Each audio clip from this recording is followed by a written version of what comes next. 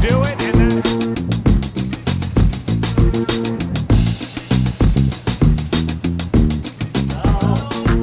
Well.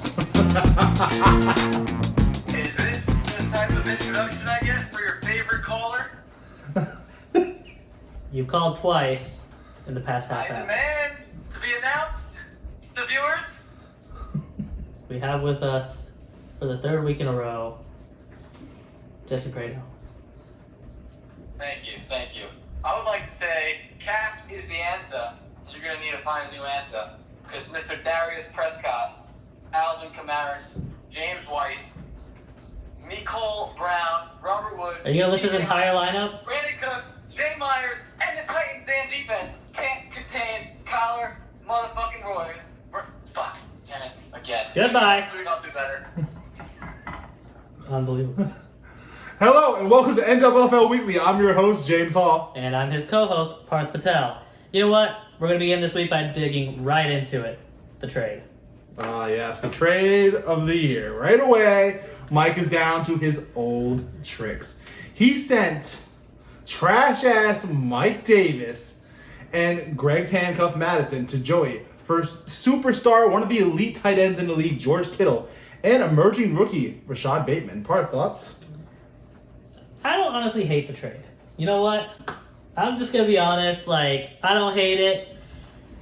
I think that I kind of understand where Joey's going with this. He does have the tight end depth. Yes, Kittle is obviously the best tight end he had, but he hasn't been that different from Logan Thomas on the season. There's only about a 1-point difference this season between the two.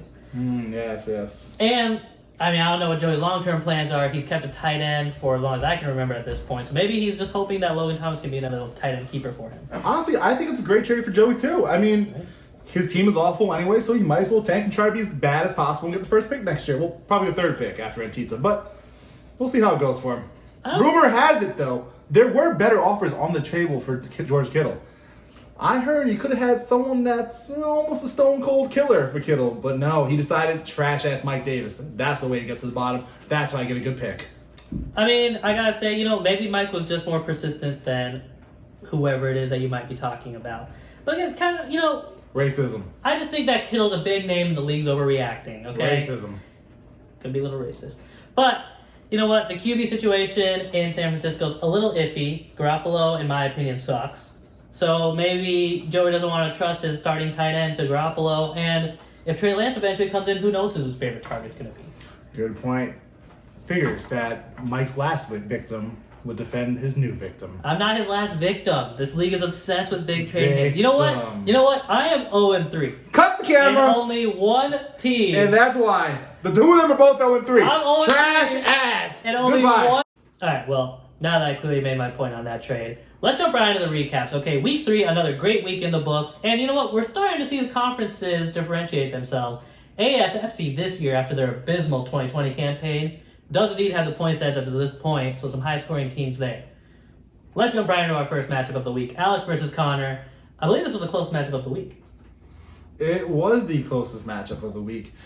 Alex usually depends on the Packers, but this week it really backfired him. Aaron Rodgers only got him 19 points, but almost every yard and touchdown Aaron Rodgers threw went to Devontae Adams. And Devontae Adams, Connor's #1 pick, paying off this year, unlike last year's Michael Thomas. That's true. And you know what? I kind of look at this matchup, and looking at Alex's team, he had a lot of good performances, just no great performance. It's a solid spread of a lot of guys getting right around that 15 to 20 threshold. The guys lower on his roster getting closer to the 12 and 13 range. So a solid spread. People did show up for him, but Connor just barely edging him out with some of his studs. Yeah, the real thing that kicked Alex's ass, though, was Kareem Hunt. His middling RB3 that somehow scored almost 30 points. I wouldn't say kick. He kind of barely... Oh, sorry, I'm not Josh. Yeah, Kareem Hunt and Patrick Mahomes, 2 studs on Connor's team, delivered for him, and that was really the difference maker this week.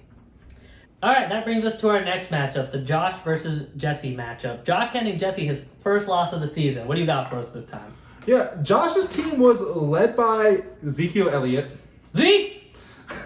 After an abysmal start to the season against the Bucs' tough run defense, Zeke's been turning it around lately, getting a bunch of touches, ended up getting almost 27 points for Josh this week. But his real hero was Matt Stafford. Matt Stafford, Finally picking it up. Throwing the ball to Tyler Higbee like he should. A lot of Cooper Kupp, but a lot of Tyler Higbee. Thank you, Matt Stafford, for turning around. I know you heard what I said last week. Well, Matt Stafford is one of our usual viewers, so good thing you spoke to him last week because I definitely gave Josh this win here. And honestly, this one was neck and neck heading into Monday night.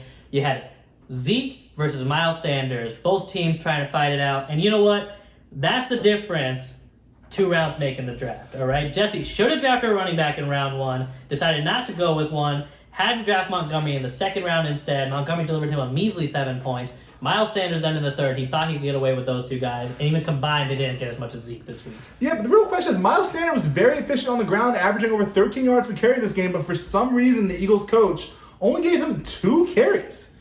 You have to wonder if Josh, resident Eagles fan, had something to do with that. You know what? I don't put it past Josh to do something like that, honestly. He'll do anything for a win. But Josh's season, looking good as usual, up at 2-1. One of those 2-1 teams where the rest of the league seems to be sitting. So we'll see how this continues to develop throughout the season. Yeah, only bad spot so far for Josh, though. Allen Robinson only scored 4.7 points with an abysmal game from Justin Fields. You got to see the rookie's quarterback and turn it around. I haven't seen much from Allen Robinson all season, though. Yeah, he's been Dalton, Fields. We'll see if Nick Foles can get in there and save Josh for once.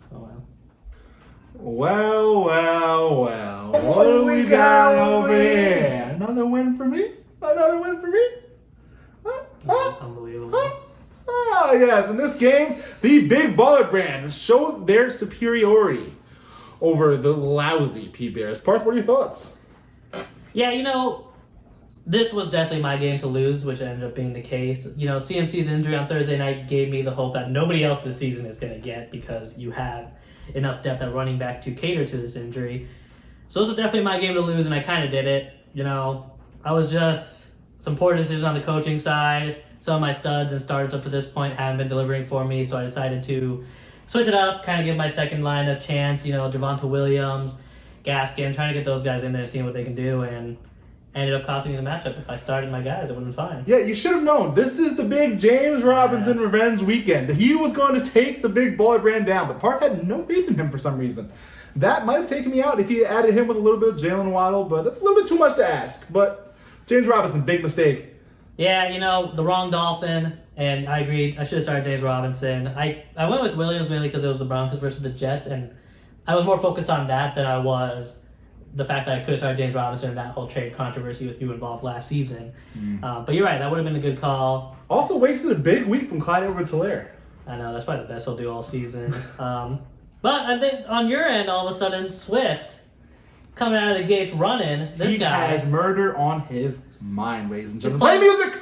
Wake up in the morning, I got murder on my mind. AK-47s, Mac 11s, Glocks and 9. Ah, yes. And last but not least, Tyler Higbee having a big game, 15 points, thanks to Matt Stafford finally throwing Tyler Higbee the ball. It's about time. All right. Parth, take us to the next game. Are you done? Never lost. Unbelievable. All right, you know what? Next up, we got Mike versus Chris. 2 ancient franchises in our league going head-to-head. Fender Benders versus Will Fork on the first date. And you know what? Mike put up some huge numbers this week. He came back with a vengeance. We all knew it was going to happen to Chris, let's face it. Mike, putting up some big numbers. What'd you see? Yeah, Josh Allen, the wild boy, put up a big performance for the first time this year. He'd been kind of middling around the low 20s, high teens all season, but finally today, he came back. 37 points. Only question part for Mike here is the Allen Diggs stack wasn't really it because Diggs only had 12 points. For some reason, Wild Boy has been favoring Emmanuel Sanders this year. And Cole Beasley. He loves COVID. But you know what? We talked about the trade earlier, so might as well talk about it here too. Kittle in this matchup. First time Mike's had him. And right out of the gate, he cancels out Travis Kelce. Both with 17 points. Wow, that is amazing. 17 points too for Kittle without a touchdown. Nowhere to go but up from here. Yeah, remains to be seen, but I agree that Mike's team could be trouble moving forward. Another thing I noticed here was Cordarrelle Patterson starting in Mike's flex. He traded away Falcons running back Mike Davis to get George Kittle and got the better Falcons running back somehow. Is he a genius or was Joey fooled? Speaking of Joey, let's go to the other side of this trade. Joey versus Greg. Not only were they facing each other in fantasy football this week, we had that Yankees versus Red Sox sweep. Show the highlight. Bases loaded. The pitch to Stanton. Swung on and drilled deep to left field. There it goes! See ya! Well, not only did the Greg's Yankees beat the Red Sox, Greg also beat Joey in fantasy this week. Greg, another one of those 130 teams. Looks like he's back in his rhythm. First win of the season. Nice to see it happen. But I got to tell you, I still think he's in trouble at running back. Yeah, it took Greg another 0-2 team to finally get him a win. So let's not give him too much credit. Because one of his best running backs is Nyheim Hines. Here we go. And we know how good Nyheim Hines is. He scored 18 points. He has as many points as Jonathan Taylor. Yeah, same thing happened last year. Once they actually need a real running back when they want to run the ball, then Nyheim Hines goes all the way, just like week 2. So enjoy it while you can, Greg. And you know what? We'll talk about Nyheim Hines later in this episode. But Greg did have a great day from his Charger stack. Justin Herbert and Mike Williams combining for over 60 points from the two of them. It's surprising that the day before the draft, the day before keepers were due, he didn't know who he wanted to keep. We had to tell him to keep Mike Williams. You're welcome, Greg. Yeah, I gotta say, that connection in LA, I did not see it coming. I mean, Mike Williams, always been good, but never really been the guy, especially with Keenan Allen there. So it's nice to see him get some points. Really working for Greg now that he has the stack. Let's go to the other side of the ball, though, with Joey. Honestly, traded for Madison, and Madison delivered for him right away. Yeah, he had a big performance from Alexander Hamilton. How dare that guy make himself the star of that? You know what? Worst character in the musical. Leave it in the comment section if you have a problem with that statement. But you know what? Madison delivering for Joey right off the bat. Unfortunately, doesn't look like Joey's team has all the pieces to win just yet. Joey's team wasn't bad this weekend. It's just he ran into a little bit of an injury problem. Juju Smith-Schuster hurting his ribs mid-game, only scoring 5 points leaving early. And then A.J. Brown hurting his hamstring in the first half, coming out in shorts in the second half. You wonder if that hamstring injury may be worse than CMC's and no one's talking about it. We should attack the Titans receiving corps. Yeah, you're right. The injuries might have cost Joey this week. 0-3. Let's see if he can turn it around and get his first win next week. That brings us to the main card of the week. The lineal title, Brian with his first defense of the championship against Pop. Paul Trito, what do you got for us, James? Yeah, I really have nothing because I haven't written down anything about this matchup yet. But let me just look over here at my iPad for a second.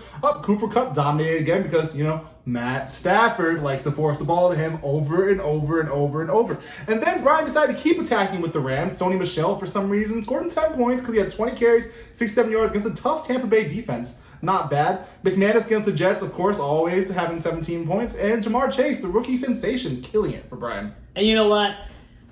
Paul. Last week on waivers, bragging about, I can't believe I got James White for $10. He got you less than 1 point, and now he's on the IR, Paul. That's why nobody spent $10 on him. You wasted your money. You lose, sir. And not only do you lose there, let's go to James on Survivor Island for a Survivor update. James? Hey everyone! Thank you, Parth, and welcome back to Survivor Island. As always, Brian's team is off to a hot start, being the only undefeated team remaining and scoring the most points on the island this week. He moves into the Prince's Castle of Immunity and is safe for the next week. Chris, who is finally looking somewhat vulnerable with Heineken leading the Washington racial slurs, joins the rest of us common folk down here just trying to survive. Overall, it was a low-scoring week for the league, with plenty of people having scores worthy of leaving the island. But a hero emerged. Paul made the ultimate sacrifice and took one for the team, ending his time on Survivor Island. What's that? On here we have footage of the incident. Warning, the video you're about to see is extremely graphic. Viewer discretion is advised.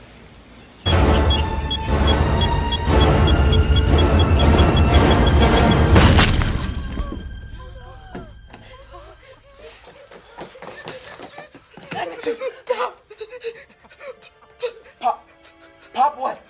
Pop what? What is he trying to say? Pop what magnitude? Wow. What a brave soul.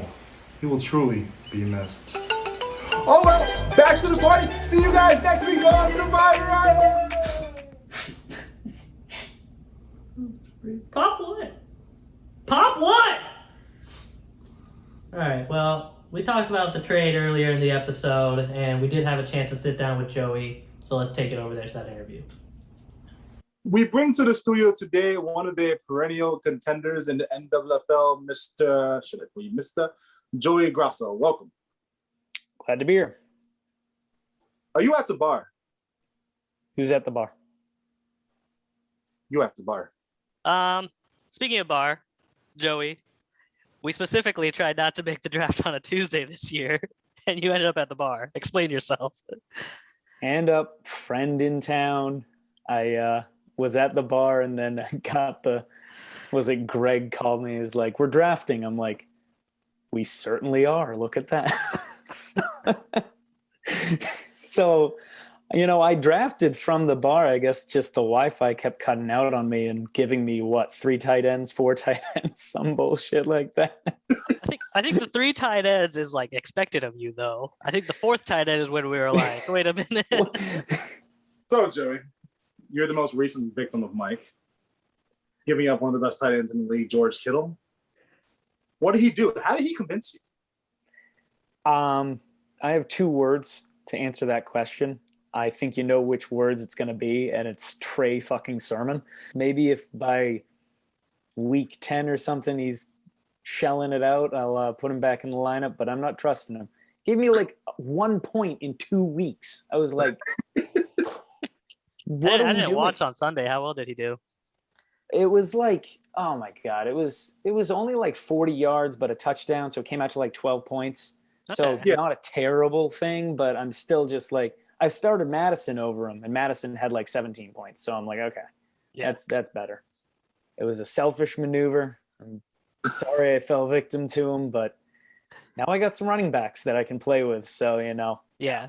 And I mean, I honestly, I don't hate the trade, Joey, because I get where you're coming from on the Kittle side. It's his last year of keeper eligibility anyway. So you kind of you've had your value with him up to this point. Joey, he's using you. He's justifying his Kamara trade through you. No, because I felt the same way about Kamara, where it was to me, Kamara cost me nothing for 3 seasons. It was a free top player in that position. So for me, trading him away didn't have the same impact like it does for somebody who would have drafted him in the slot that he's supposed to go to. I see you're wearing a Red Sox shirt. I am. I heard you did not have the best of weekends. Once again, I maybe not talk about sports, at least until I know there's a big Patriots game coming up, but yeah, no, it wasn't the funnest, it wasn't the funnest weekend there, man. Yeah. Are you upset that Paul got James White for $10? Honestly, no. You've talked about the Patriots a little bit. Tom Brady's coming back this weekend. Where do you sit on Tom Brady? Are you one of the happy ones, or? I thought it was time. I understood. But seeing your ex do so goddamn well after she leaves you kind of hurts. She also kind of went back to her old squeeze too with Gronk. Yeah, that one. I think that one hurt a little bit. If it was just Tom and his new buddies down there winning everything, it's okay, but he brought Gronk too. It's okay, a little too much. But he convinced Gronk to come back to the game of football. I know. But yeah, no, I mean, my prediction for this Sunday, I might stop watching at halftime. It's gonna be Tom's gonna stomp him. So what is it? Do you think you cheer when he first steps on the field, and then immediately after he gets a first down, you're gonna start booing him? I might no cheering. I don't even know if I'll boo or cheer. I'll just go, cool to see him back, and then just take my pain. It's gonna be bad. But, What do you think of Gronk this week for stats? Ooh, Gronk and Tom coming back to Gillette, putting it on Belichick. Gronk's going for no less than 80 and 2 touchdowns easily. Right. You're playing against Gronk. Yeah, but he's not going to start him. So, So, question that we asked Greg, and we got a pretty surprising answer. So I'm curious for you as well now. Who do you consider your biggest rival in this league these days? See, I don't know if I have a rival. My rival is my fucking guys who don't perform. How about that? I basically look at my list every week and I go, okay, if all you guys do well, we'll have a good week, and I don't care who we're playing. I like my matchup against anyone. But every now and then you get a stinker, and I take it more out on the guys who stunk it up for me rather than the guy I was playing. Except for, what was that, last week? I played against Henry and Jones at the same time. I didn't have a fucking shot. Oh, Alex. Where the hell did that come from? My God. That one hurt a little bit. I didn't think our output was that bad. Next thing you know, I'm losing by 40 because of that. I'm like, okay, all right. Is it me? Am I cursed? Fuck me. Whatever. So some people in the league keep saying they don't know who Joey is and they've never met you. I guess what should they know about you? I'm a man of mystery, and that's all I'll say about that. No, Look how dark his apartment is. I got pulled into this awesome group, and I've actually had an awesome 4 years, like playing around and everything by you and Greg. Yeah. And it's been great because I got second place each of the first 2 years I was here. It was like, okay, good start. Yeah, I mean, I was friends with you guys in college. There is definitely some folks that I probably don't know, but I like to think we're bonded by fantasy football at this point. Mike was my RA in fucking freshman year. From RA to commissioner, the natural From RA to progression. commissioner and working everybody over in trades. Yeah, so that's about it. So speaking of your engagement, I heard that your fiance is now a co-owner of the team. Is she the reason you're 0-3? You can be honest. I love my fiance to death. If she ever touched any of my fantasy football teams, it wouldn't end well. Oh yeah, who do you have next week, Joey? Let's see. James said I was playing against Gronk. So who is that? Who has Gronk? Connor. Connor. Yeah, I don't trust him to start Gronk. So yeah. Solid matchup though. Should be a good one. Might be your first W. We'll see. Gotta log it at some point. Jesus. So if I end up 0 for something, it's not gonna be a stinky, like, no offense, James, Jets just like losing like crazy every week. It's gonna be one of these goddamn like the Chargers a couple of years ago, where they're in 1-score games nonstop, and then they end up 1-7 in those 1-score games. Yeah. Phillip Rivers with the ball down. Yeah, Phillip Rivers. 2 minutes left. Driving, throws a pick about the 20-yard line, something like that. Yeah. we have Joey Grasso with a 10-point lead going into Monday night. Going into Monday and he night. only has Aaron Jones. And lose by 40. Yeah, great. I love it. Joey, thank you so much for joining us tonight. Do you have any shout outs, anything you want to say before you go? You know what? We're going to give Trey another chance, and he better not disappoint me. That's all I got. Trey Sermon, big week coming up. All right. Big week, baby. Good night, guys. See ya. Well, I don't know about that interview. You get any closure? He's wrong. That was a bad trade. Oh, to use their own opinion. James, get us out of here. All right. Thank you, everyone, for watching NFFL Weekly. Projections will be on the screen shortly after this. And before we do my normal part, Greg, this weekend, Jonathan Taylor will be at RB2. I dare you to put Nyheim Hines across from him. If you think he's so much better than Jonathan Taylor, put him there. And Greg, good luck. It's creepy every time. I don't really have a fun gimmicky ending this season. I'm playing Fenderbender, who's Chris. You know what? I've had Chris's number recently, and he knows he's giving me my first win of the season. Well, with that, good night! Josh is at the wedding and he's trying to find a date. So bitches, bridesmaids here and there, who could be his mate. Gotta find his baby by the time they cut the cake. Should he risk it all, man? You know he's testing his fate. Then Mike moved out to Cali. He went kinda absent from the Cali. Where he go? But then he moved to Seattle, seeking 3 men. Justin Ross made his battle. And yeah, he might not be from this town. Where you from? But baby, you trying to move to the South? Texas. Got the money to buy some Neil Lane. Girl, you gonna make me fuck around and make you my fiance, bitch. Congrats to Mike, bro. Now what? Cause he locked down that chick. Got that ball and chain on him. Congrats to Mike, bro. Now what? Cause he locked down that chick. On that Vespa, he cruising. Made her his fiance.